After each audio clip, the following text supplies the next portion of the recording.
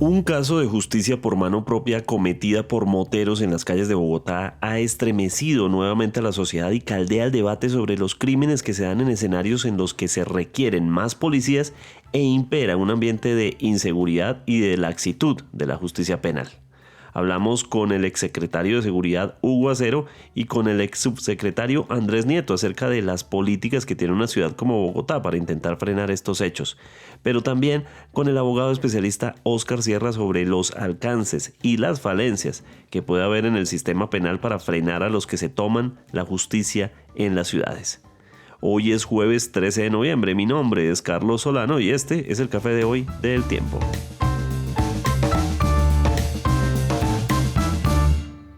El Tiempo es un medio aliado de The Trust Project. ¿Volar sin desconectarte? Con LATAM Airlines es posible. Disfruta de Wi-Fi a bordo y mantente comunicado, trabajando o chateando en pleno vuelo. En LATAM, volamos por ti. Vigilado Supertransporte.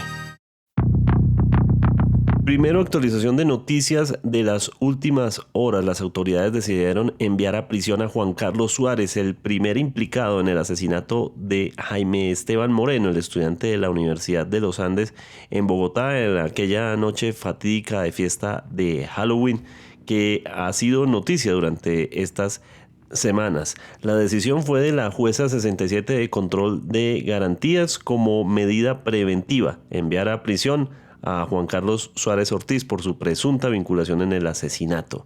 La fuerte golpiza que sufrió el joven de 20 años ocurrió en la madrugada del pasado 31 de octubre en la localidad de Chapinero, cerca del bar Before Club, que ha sido noticia por ser propiedad de la congresista María del Mar Pizarro, de quien, por cierto, también hay noticias, y es que piden que sea investigada la representante Pizarro por no haberse declarado impedida en el momento en el que se discutió la llamada Ley de la Noche en el Congreso, debido a que estaría impedida por ser la accionista principal del establecimiento, lo que significaría un conflicto de intereses a la hora de discutir este proyecto de ley.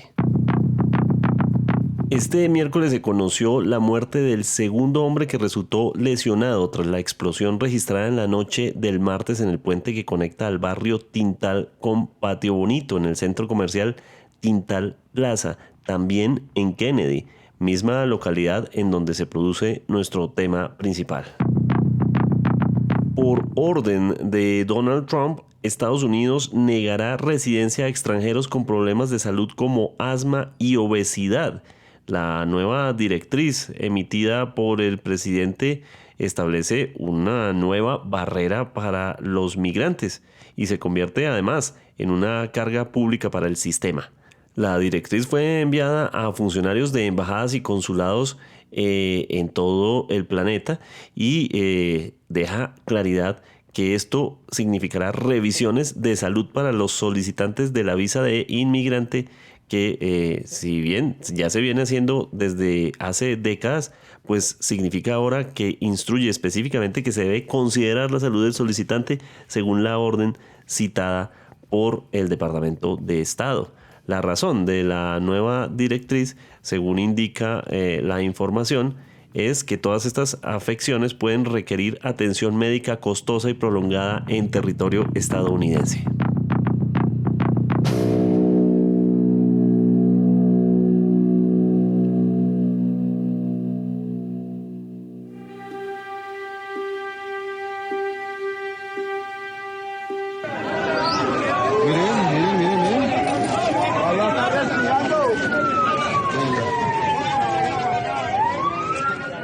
Así se escuchaba en Kennedy la confusión y el caos en la noche del martes 11 de noviembre, luego de que un grupo de motociclistas se lanzó a linchar a un conductor que atropelló a dos de ellos.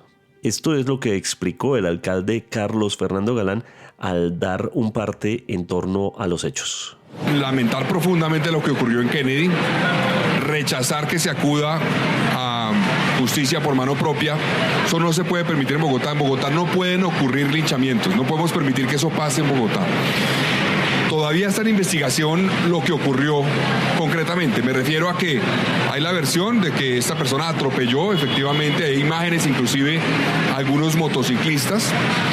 No tenemos todavía confirmación de que esta persona estuviera bajo los efectos de alguna sustancia. Eso es algo que debe determinar medicina legal y hasta ahora no tenemos confirmación en ese sentido, no podemos afirmarlo. Lo que ocurrió después de, al parecer, una persecución donde lograron pararlo, efectivamente lo agredieron y le produjeron heridas que lo llevaron a la muerte, porque la policía pudo llegar, controlar la turba, llevarlo, pero murió esta persona por cuenta de los golpes que sufrió. En la ciudad de Bogotá se ha presentado esta semana un hecho que tiene impacto nacional porque despierta nuevamente el debate en torno a la justicia por mano propia. En el hecho, un hombre que conducía un vehículo atropelló a 2 motociclistas, al parecer en estado de alicoramiento el conductor. De repente también se ve en el video cómo amenaza a otros de los conductores en la situación después de haber arrollado a los 2 motociclistas. No se sabe bien la situación exacta en el momento en el que desarrollamos este episodio, pero después es seguido por una nube de motociclistas. Se hablan de 200 motociclistas que habrían llegado hasta el lugar y que en un linchamiento masivo el conductor de la camioneta muere. Es un crimen cometido por diferentes personas que, según la investigación, pues serán en algún punto identificadas, pero este no es un caso exclusivo. Viene ocurriendo desde hace muchos años, algunos con desenlaces fatales, otros no, pero lo vemos en las calles constantemente. Gente que se toma la justicia por mano propia porque considera que las autoridades no están presentes o que no van a hacer lo que corresponde. ¿Cómo actuar ante estos hechos? Estamos con Hugo Acero, quien fue secretario de Seguridad de Bogotá durante el gobierno de Claudia López, pero también en administraciones anteriores. Tiene una amplia historia en este tema y le queremos preguntar sobre cómo la ciudad debe reaccionar y qué ocurre en un caso de estos cuando la gente se toma justicia por mano propia. ¿Qué significa eso desde la administración de seguridad de una ciudad? Bueno, gracias por la invitación. La verdad es un hecho muy preocupante. Es un hecho muy preocupante, no solamente la actitud del conductor, que desafortunadamente luego es asesinado. Hay que decirlo de manera clara. Aquí se cometió un asesinato. Aquí no hay ninguna autodefensa, ni un proyecto de defensa, no. Aquí hubo un asesinato por parte de un grupo de motociclistas en contra de otro conductor, de este vehículo que estuvo en la escena, digamos, el conductor del vehículo. Censurable desde todo punto de vista. Lo que hay que pedirle a las autoridades es que este hecho, ojalá ya la Fiscalía haya abierto el proceso, debió haberlo hecho ya. Este hecho lleve a unos responsables a responder por homicidio agravado, que les da entre 40 y 50 años de cárcel, porque lo que se cometió fue un homicidio agravado. Y para que eso no vuelva a suceder, la Fiscalía y los investigadores judiciales deben dar con los responsables, y es muy fácil. Hay muchos videos, hay muchas placas, hay muchas fotos, hay cosas que fácilmente, teniendo esos datos, pueden detener a 10, 15 personas, o a 5, o a 2, o a 1, pero alguien debe responder por ese asesinato y debe pagar ante la justicia, porque de lo contrario esto se va a seguir repitiendo. Y no es la primera vez que hay agresiones por parte de motociclistas hacia otros conductores. Si bien es cierto hubo una agresión de un conductor hacia motociclistas, también es cierto que se viene repitiendo la agresión de motociclistas hacia conductores. Yo he visto en la vía pública agresiones a mujeres que van manejando porque rozó la moto y así hubiera tocado la moto, no tienen por qué agredirla, y llegan varios motociclistas a golpear los vidrios con cascos. Una persona con nervios, con susto de lo que está sucediendo, puede cometer locuras y arrancar y seguramente atropellar a otras personas. Yo creo que ese matoneo que antes lo hacían los taxistas y que hoy lo están haciendo los motociclistas debe acabar. Pero aquí hay varios ingredientes y quiero preguntarle sobre las reacciones en masa Es habitual en este tipo de situaciones que una persona que comete el primer acto y enciende esta ira violenta, de repente no son 10, no son 20, en este caso hablan de hasta 200 motociclistas que estuvieron en la zona. ¿Qué es lo que pasa ahí cuando la masa, porque probablemente muchos de ellos ni siquiera son delincuentes, sino son conductores, mensajeros, que de repente ven al otro pegándole con el casco, cometiendo algún tipo de lesión y de repente dice, yo también entro? ¿Qué pasa ahí? Es decir, porque se supone que son trabajadores, gente común. Bueno, en principio yo no he hablado de delincuentes, yo he dicho que son unas personas que cometieron un delito y en este caso cometieron un homicidio. Yo creo que cualquier ciudadano sabe de manera particular si se mete a agredir a otras personas. Pero si yo, ciudadano de pie, en la calle, detienen a un ladrón o detienen a alguien y comienzan a golpearlo, pues lo primero que debo hacer es llamar a las autoridades para que lleguen las autoridades y detengan a la persona que cometió el delito y detengan también la posibilidad de que esa persona termine siendo linchada. Pero si yo ingreso también a golpear, pues yo soy responsable de ese homicidio. Y pasé de ser un ciudadano común y corriente que estaba en la calle a ser un homicida. Si a mí me identifican y caigo precisamente que fui una de las personas que golpeó a la persona que fue linchada, pues desde luego tengo que responder por ese delito. Ahora, el conductor del vehículo, claro que cometió delitos. Con su carro atropelló a otras personas. Con su carro agredió a los motociclistas. Pero esa persona ya está muerta. Y ahí el proceso judicial contra esa persona cesó.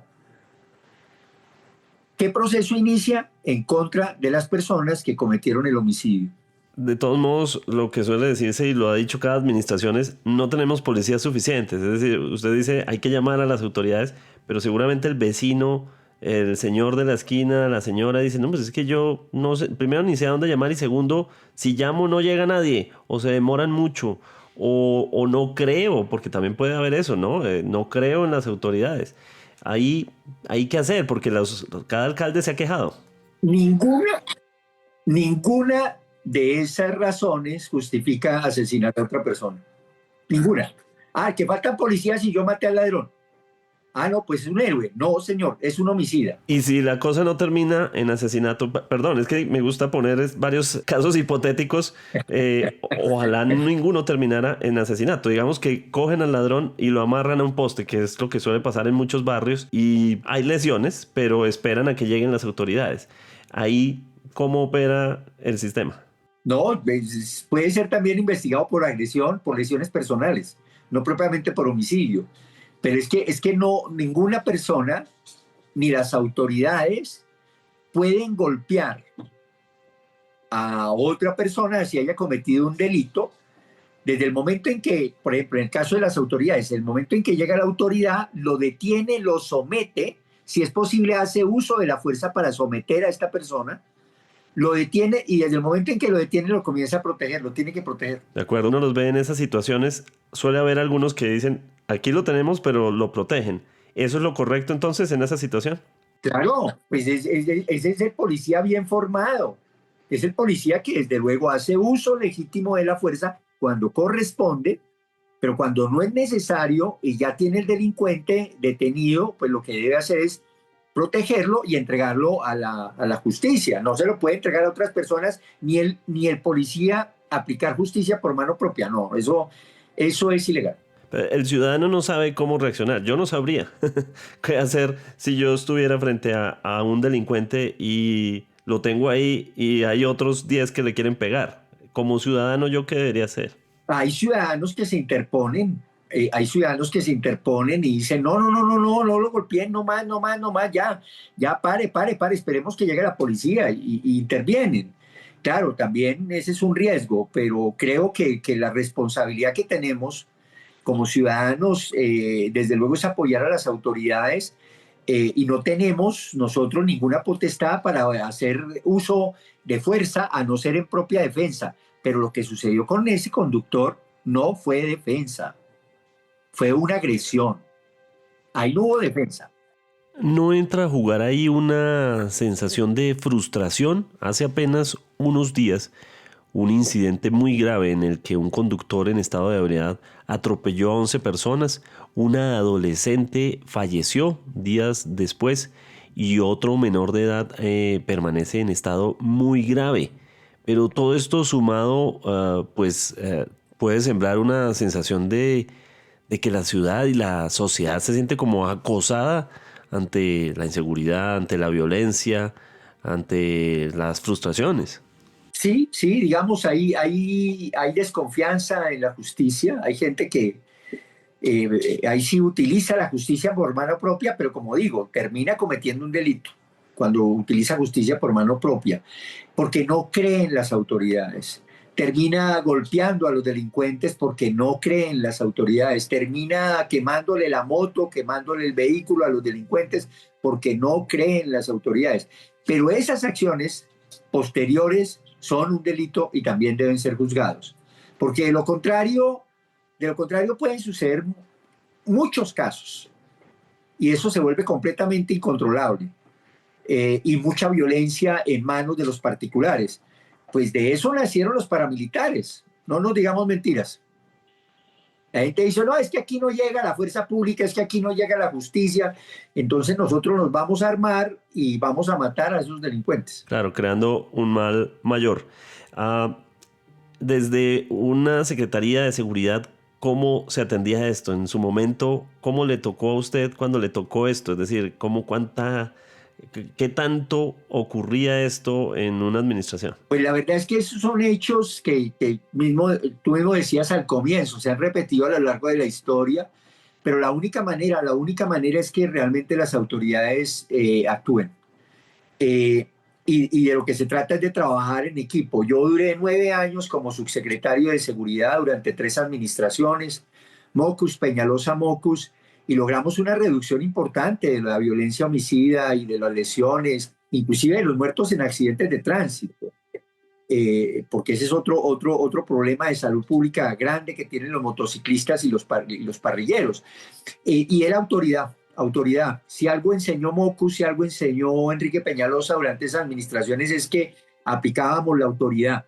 Muchos controles en la calle de policía de tránsito. Fue la época en donde Mocus cambió la policía azul por la policía nacional para que controlara el tránsito en Bogotá y se aplicaba la ley como corresponde, se aplicaban los comparendos, muchos de los controles que se hacían en la calle, retenes que se hacían de la autoridad, se hacían con medicina legal, con la policía, inclusive con inspectores, y a esos operativos Mocus iba.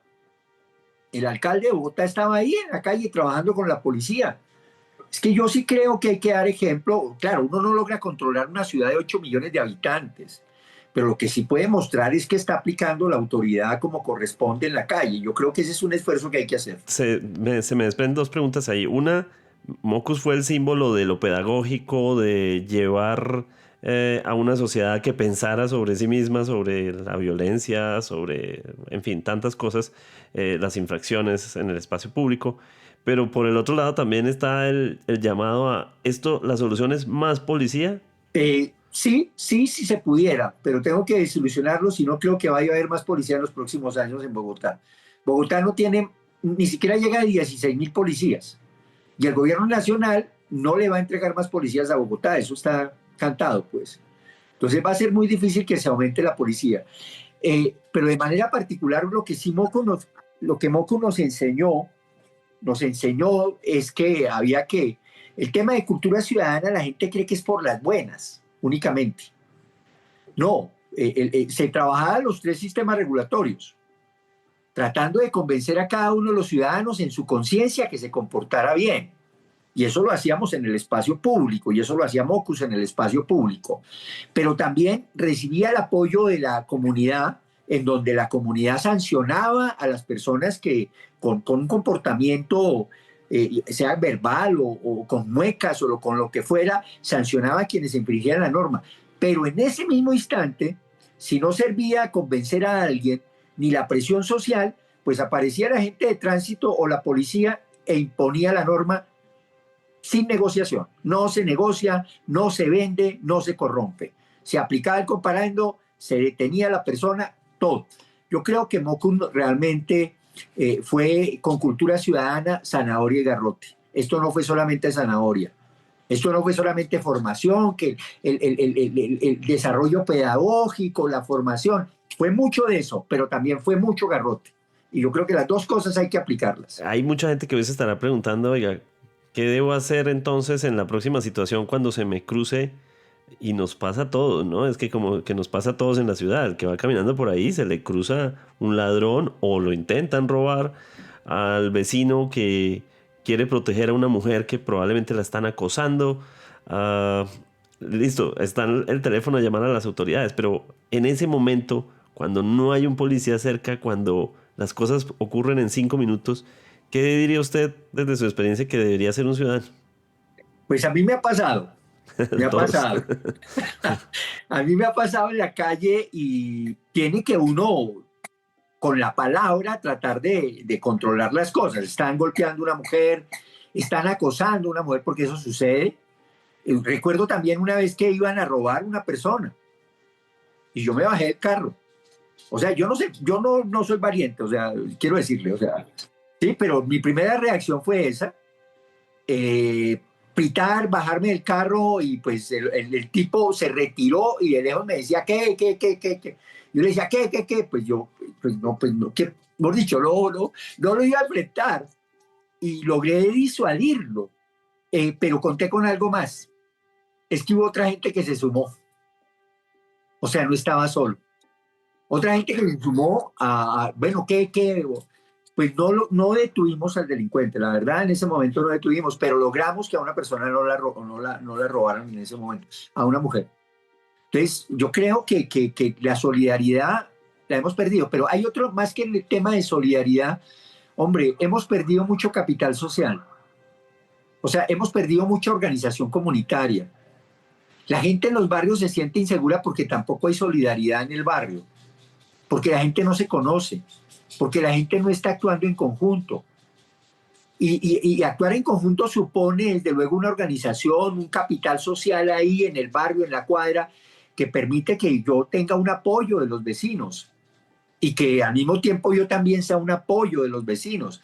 Y yo creo que hay que otra vez volver a fortalecer los frentes locales de seguridad en esta ciudad, crear mayor capital social, organización, pero no solamente para la seguridad, para todo. Para la cultura, para la salud, para la recreación, para las vías, para la iluminación, para todo el desarrollo. O sea, una comunidad organizada logra mayor desarrollo. Una comunidad organizada es menos susceptible de sufrir hechos de violencia y delincuencia. Y eso nos está faltando. Pareciera que hoy no, pues lo hacemos a través de las redes. Uno monta unas redes, ¿no? A través del WhatsApp para informar algunos hechos sospechosos y demás. Y a los 5 días el WhatsApp se convierte en plegarias, el día del cumpleaños, en los chistes, y pues perdió el sentido de lo que era el WhatsApp, para qué era el WhatsApp o el grupo de WhatsApp. Yo creo que hay que recuperar el sentido de volvernos a reunir y volver a trabajar en equipo. También consultamos su opinión a Andrés Nieto, quien fue subsecretario de Seguridad de Bogotá, comunicador social, con amplia experiencia en políticas públicas de seguridad.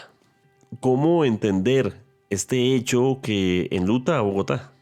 Bueno, fundamentalmente aquí hay 3 temas. Lo primero es que es innegable que la ciudad, Bogotá, Cali, Medellín, las capitales han avanzado en poder hablar de dinámicas de seguridad, de convivencia, resolución pacífica de conflictos.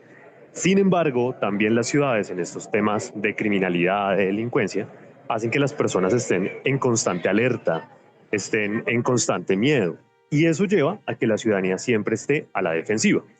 Esas situaciones entonces pasan por 3 grandes factores. El primero, la Universidad Libre y la Universidad Central establecieron en diferentes encuestas que hicieron después de pandemia una relación sobre cuántos bogotanos estarían dispuestos a tomar justicia por mano propia respecto a si algo les llegara a pasar. Y eso nos arrojó un panorama preocupante pero interesante respecto a política pública. De cada 10 bogotanos, 7 estarían dispuestos a tomar una justicia por mano propia a defenderse si son víctimas de algún delito o a responder si alguien pues llega a tener una tensión en el espacio público o en el sistema de transporte público. Y de esos tres estarían dispuestos a comprar un elemento, artefacto, llámese un taser, llámese un gas pimienta, llámese cualquiera de estos elementos, que la ley 1801 pues, es enfática en que también tiene una multa a quien los porte. Pero quizás el segundo elemento importante acá para plantear es que hoy la gente no confía en la justicia porque hay unos graves problemas de justicia, desde el sistema penitenciario, carcelario, pero también este descontento incluso desde la fuerza pública. Y es que de cada 10 capturados, 7 queden en libertad. Es una vergüenza. Y es desestimar la denuncia del ciudadano, donde hoy además es la misma víctima la que corre con el tiempo que pierde para ir a denunciar, la plata que le cuesta desplazarse y pues la pérdida del bien hurtado o del delito que es víctima. Y esto entonces también lleva a que es un mensaje al delincuente diciéndole que no le va a pasar nada porque la justicia no funciona, pero que adicional el ciudadano puede seguir denunciando y tampoco va a pasar nada. Eso nos lleva a un último punto, no menos importante, y es que si bien nosotros hablamos hoy de justicia alternativa y de resolución pacífica de conflictos y que las inspecciones de policía y demás, y en el caso de Bogotá, que a pesar de todo ello tiene la red más grande del país, pues todavía hay procesos que duran 1 año, 2 años, 3 años. A veces el problema, por ejemplo, del ruido en el barrio es más factible que primero quiebre el bar que genera el ruido y el descontento comunitario a que una autoridad lo logre cerrar por vía policiva o administrativa. Entendido, pero de todos modos uno escucha de las autoridades que hay pocos policías, que también, o sea, que hay también un tema de que las calles en efecto sí se sienten solas y pues cuando a un vecino le pasan las cosas que no se trata de justificarlo, pero cuando a un vecino le pasan las cosas que le pasan o ve la inseguridad en su calle, pues dirá, ¿qué hago si la policía no está aquí? Sí, ese es el problema. 1, tenemos muy pocos policías. El estándar internacional dice que deberíamos tener 315 policías por cada 100.000 habitantes. Esto nos lo dice Naciones Unidas. Y el punto más alto que ha llegado a Bogotá es de 300 por cada 100.000 habitantes. O sea, ahí ya tenemos un déficit al punto que el pico más alto de unidades que ha tenido la capital es de 18.500. Pero para estar en el estándar internacional mínimo deberíamos tener 24.000.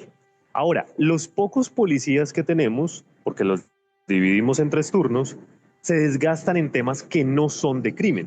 Y es que cada año se reciben cerca de 562.000 llamadas a la línea 123, al C4, donde el ciudadano solicita un policía, pero al analizar la situación por la cual quiere un policía, son temas precisamente de convivencia. El ruido, se perdió el perrito, el animal de compañía, el excremento, el tema de la separación de residuos al frente de su casa, el consumo de sustancias psicoactivas en el espacio público.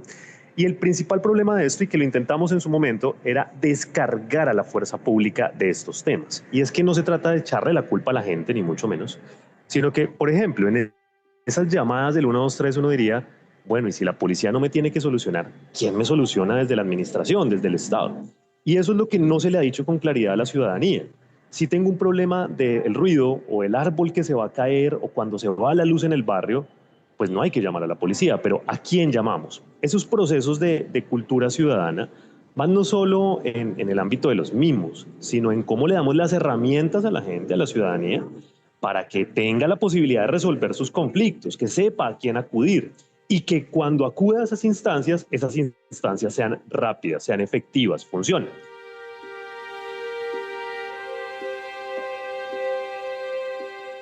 ¿Qué responsabilidad le puede acarrear a las personas que estuvieron alrededor en la situación del linchamiento del conductor que protagonizó el atropellamiento de 2 motociclistas y que terminó muerto en la escena?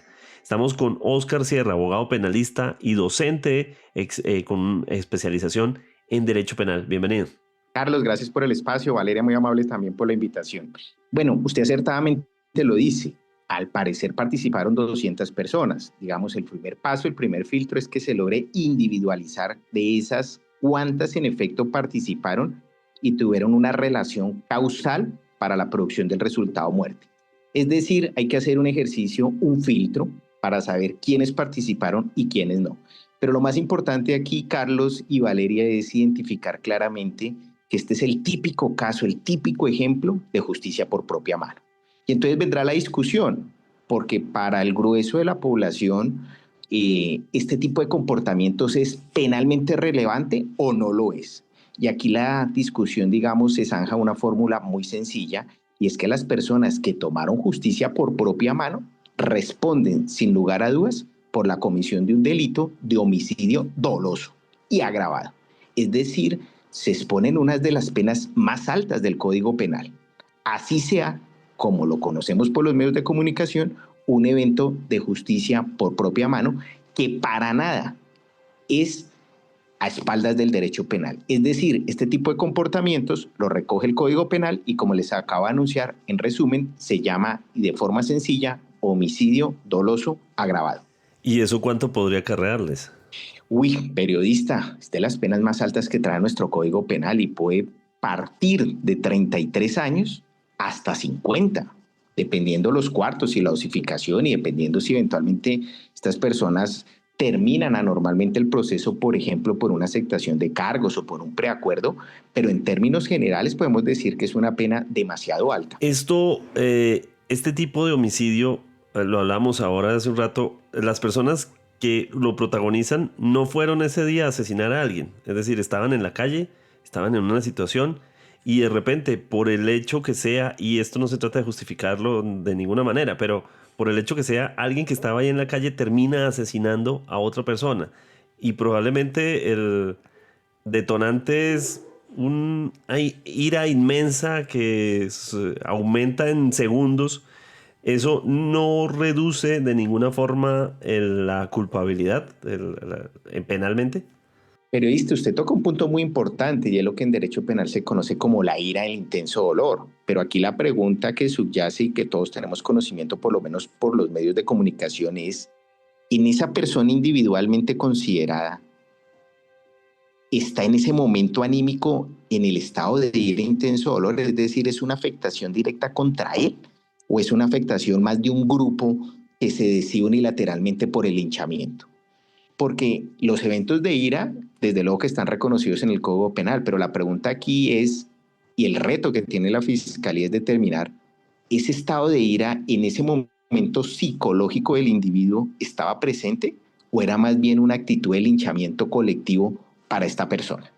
Yo creo, y lo digo con mucho respeto y no tengo mayores elementos de juicio más allá de lo que todos los colombianos hemos visto en los medios de comunicación, que es evidente un caso craso de justicia por propia mano, reprochable, como también reprochable la actitud del conductor, sin lugar a dudas, ¿sí? Pero aquí podemos como sociedad desescalar el conflicto y dejar esto en manos de las autoridades competentes. Esto no es que yo veo y yo mismo hago justicia y yo mismo encabezo una lista de 200 posibles agresores y establezco una persecución incluso digna de casi de una película de Hollywood para acabar con un ser humano.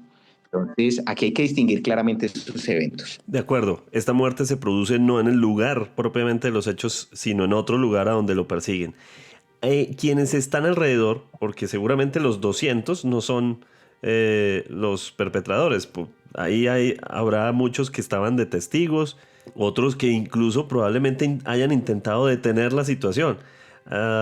¿Les puede acarrear algún tipo de responsabilidad, por ejemplo, a los que estaban ahí y no hicieron nada? Hay que distinguir nítidamente entre los que participaron activamente, es decir, como comentamos al inicio de esta conversación, quiénes fueron los que fueron en una relación causal, los que producen el resultado muerte, ¿sí? ¿Quiénes colocan una condición para ese resultado muerte? Entonces, esto es una responsabilidad directa. Ahora, de pronto, los espectadores, las personas que casualmente cruzaban por ahí, que no tuvieron una injerencia directa, pues no tendrían ningún tipo de responsabilidad en ese momento, ¿sí? Ahora, sí hay un punto interesante, periodista, que usted mencione que sería bueno esta traer a colación, porque al parecer en ese momento había policía. ¿Qué pasó con la policía? ¿Por qué no impide el resultado lesivo? ¿Por qué la policía permite que lleguemos al extremo del resultado muerte? ¿No se podía convocar mayor autoridad policial en ese momento? ¿No se podía por la patrulla pedir apoyo? O sea, ¿cómo es que 200 personas persiguen a un sujeto en un vehículo, lo ultrajan, lo golpean, lo que todos conocemos, y la policía no está presente? O por lo menos ¿Qué sucedió? Porque yo tuve la oportunidad de ver los videos y hay en un tramo de la vía donde está la patrulla, incluso hay como, pareciera como unos disparos a las llantas o algo, pero en ese momento todavía no se ha presentado el resultado muerte. ¿Qué pasó en el intervalo? Ahí es donde viene una pregunta también muy interesante, periodista, que la dejo de consideración, y es qué responsabilidad también tienen los policías que tienen una posición de garante respecto de esta persona que fue linchada por este grupo de personas. Hay varios interrogantes y esperemos que se esclarezcan por el bien de la sociedad y por el bien de todos los actores de la mejor manera posible, con un trabajo de la Fiscalía General de la Nación y su Policía Judicial. Y bueno, ha sido una semana complejísima, o más bien los últimos 10 días complejísimos para la ciudad de Bogotá. Eso no termina cocinando en la sociedad algún ingrediente que desde lo penal deba contemplarse, es decir, el hecho de la sensación de una ciudad en caos. Usted toca, periodista, un punto muy álgido, y es la cruda realidad de lo que padecemos todos los colombianos en la calle y en una sociedad mucho más convulsionada como la de Bogotá. Vea, los eventos que usted relata son absolutamente reprochables, pero yo le quiero poner también un punto a consideración, y es que vea cómo se está descalificando incluso a la propia Administración de Justicia. Vea cómo altos personajes del Ejecutivo tratan a magistrados que representan la Administración de Justicia de una forma tan burda y tan descalificante, y colocando en tela de juicio a la Administración de Justicia. Si el propio Ejecutivo, si los altos ministros tratan así a los funcionarios judiciales, ¿qué confianza puede empezar a tener la ciudadanía? Es que tenemos que hacer un ejercicio colectivo, individual, de respeto a la autoridad, ¿sí? Aquí la autoridad no somos cada uno de nosotros considerados individualmente. Ese estado de barbarie ya lo superamos. Ya cualquier persona que sea procesada y judicializada tiene que estar por cuenta de la autoridad judicial competente. Y la autoridad judicial competente, al margen del crimen más atroz, no somos cada uno de nosotros, en la Administración de Justicia. Pero el problema es estructural. Es que hay declaraciones incluso del ministro ayer respecto de la magistrada y la sensación que eso genera en sociedad. ¿Sí? Eso a mí me preocupa porque estamos pasando de un Estado social y democrático de derecho a un estado de barbarie, que pensábamos ya superado. Y por último, abogado, ¿el sistema penal sí aguanta esto? Es decir, también es probable que muchos de estos que toman justicia por mano propia lo hacen porque en algún punto también dirán, bueno, a mí qué me va a acarrear esto, que esto es excarcelable, a mí esto no me van a coger. Esto se va a demorar mucho tiempo, voy a llamar a mi amigo del sistema ya de la fiscalía que me vaya a ayudar. Es decir, hay un montón de factores por los cuales en algún punto el sistema penal también puede verse de cierta forma cohibido o cooptado más bien por la forma en que los ciudadanos dicen, bueno, pues es que no me va a pasar nada. ¿Cómo hace el sistema penal ahí? Carlos, Valeria, es que definitivamente, y es evidente, el sistema penal acusatorio en términos muy generales, la Administración de Justicia Penal está fracturada, está endémica, ¿sí? Y eso propicia justamente la percepción del ciudadano a pie, el ciudadano en común, que ¿para qué confiar en las autoridades? Y si ese mensaje se refuerza desde las altas dignidades del Estado, pues imagínese el cóctel tan explosivo en el que estamos. Pero yo sí hago un llamado muy respetuoso, es a rodear a la Administración de Justicia, a revisar las fallas, a revisar las falencias y fortalecerla, no a premiar la justicia individualmente considerada. Porque le digo algo, Carlos, Valeria, hoy fue esta persona, mañana podemos ser cualquiera de nosotros, mañana puede ser un ser querido de nosotros. Nadie está exento del derecho penal. Entonces, yo sí considero muy respetuosamente que tiene que haber un llamado a la sociedad entera a confiar en la Administración de Justicia, y desde luego que la Administración de Justicia también muestre resultados eficaces.